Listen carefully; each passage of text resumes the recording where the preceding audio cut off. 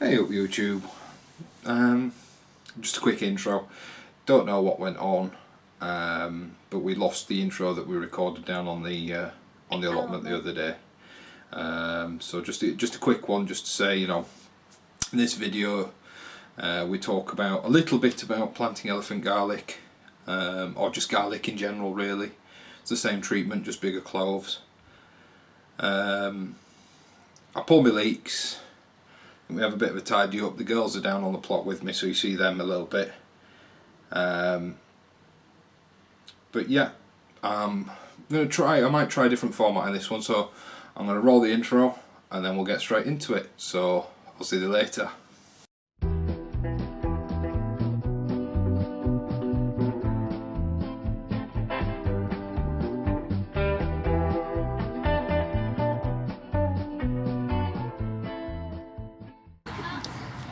Okay guys, so what we've got here is the elephant garlic that's about to go in, about 12 bulbs.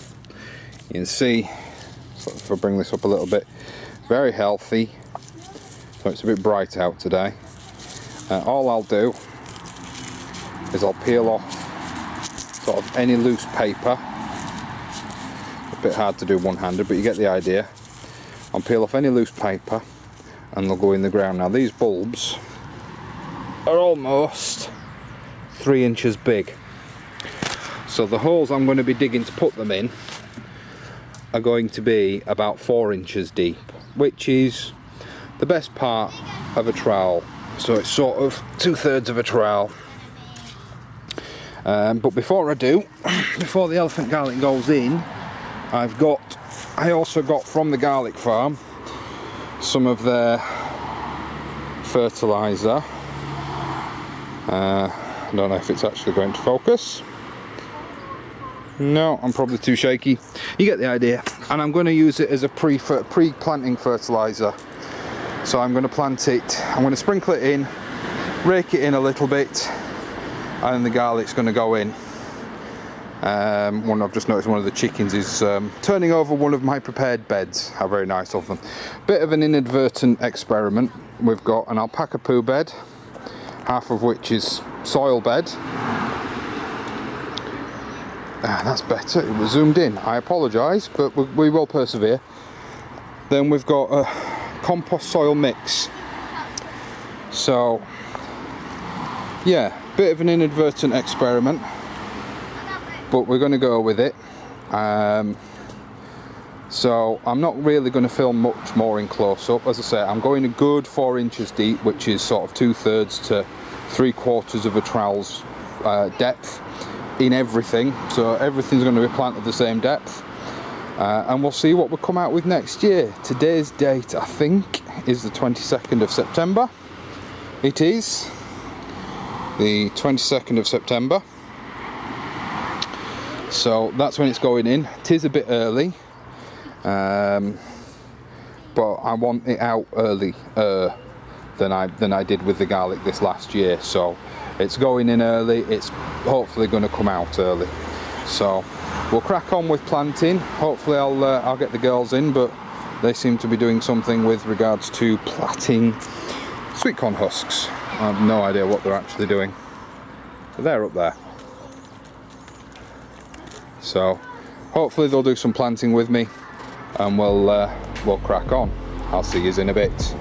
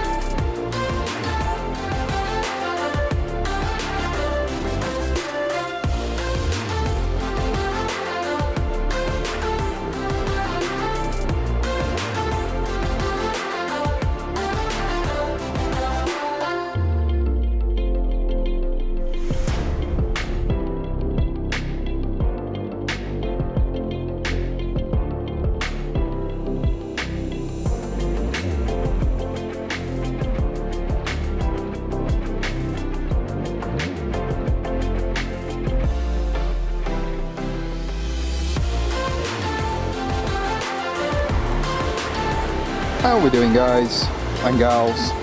Or should I say, hey up YouTube?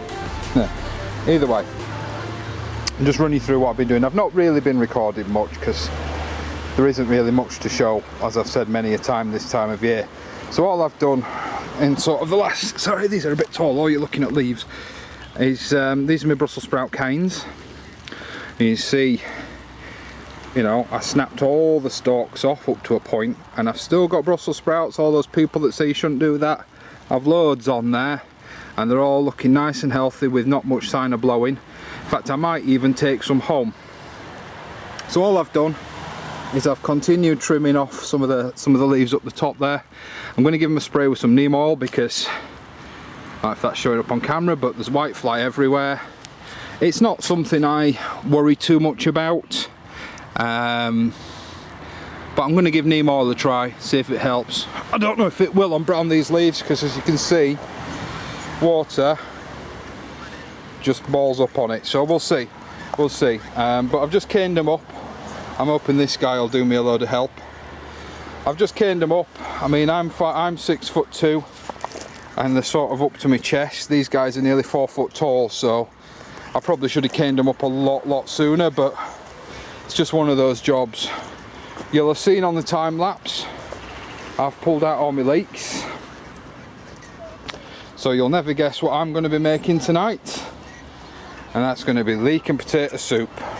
I've also got the last of my patty pans, my last red cabbage, and some more Sugar Rush peach chilies. I'm going to make a sauce tonight, I think. We'll see. I need to do some recipe research. I'm not really that au fait. So rain has started, so I think that's going to cause us to call the end of the day. I did want to get more done. I wanted to get sort of the bean bed now cleared and weeded, and I really wanted to get in here weeded out, but I just haven't done it. So I'm going to tidy up this bed, get all these leaves off it. You want to remove the leaves, otherwise it just encourages slugs. So I'm going to get all these leaves, get them on the compost heap, get it cleared. I really should re-net these guys because I don't think we're past the threat of cabbage whites. In fact, I've just seen one, so I know we're not past the threat of cabbage whites. But unfortunately, the canes that I've put in didn't go in as deep as I wanted, so slight issue is my net won't fit over, so I'm going to have a hunt around. I know I've got some spare netting somewhere that hopefully I can just drape over them just to keep the cabbage whites off. Oh, white flies everywhere. So they are too close together, they are planted too close together. As you saw, if anybody that's come across from my solo channel, you will have seen, you know, this bed was kind of thrown together in a hurry because my brassicas were ready a lot sooner than expected, so it was overplanted. But I've still had half a dozen, maybe a dozen cabbages. Looks like I'm going to get some sprouts, so you know, all is not lost. So the elephant garlic is in. I've just marked the beds that are in with these metal poles for now. I'll bring some labels down. I thought I had them in my allotment toolbox, but I don't. Strawberries are doing grand. I know you guys really can't see through this netting, so I'm not going to dwell on it too long. Strawberries are doing grand. They're well happy now they've had a tidy up. The bed needs a bit of a hoeing over. Looks like something got in and ate all my cabbages. As I said, when I put them in, it's kind of what I expected to happen, not beyond the, you know, but hey, this stuff happens. My 2 Maris Piper Christmas potatoes, they're going to be going in the greenhouse before I go home, or in the polytunnel, probably in the polytunnel, because I don't intend on keeping the greenhouse open, shutting the greenhouse through Christmas. The last of my lettuce, my outside lettuce, is out. It's gone to the chickens. It wasn't that great. It wasn't in that good a condition. So yeah, that's pretty much it. The saffron, not that there's much to see in it, but if I'm right, I think I have now got saffron showing up. If I'm right in thinking, it's this tufty stuff here.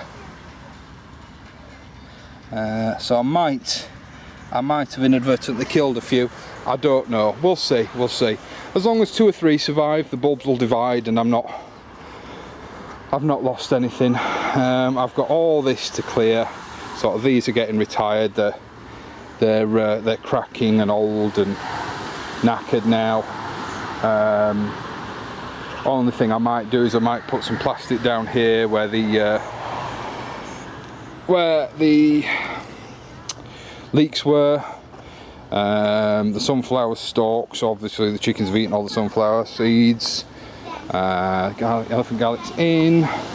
Beds are pretty weeded. I think my gooseberry is suffering with, is it called gooseberry leaf cutter moth? I don't know. It's a gooseberry moth anyway. I've got some copper sulfate solution, so I'm going to try that. Though I might try neem oil first, because I'm going to have to make up a batch of that anyway to do the sprouts with. So yeah, I'm going to crack on, I'm going to do that, and then we're probably going to call it a day, because I don't want to be here too long. There's a Charlotte.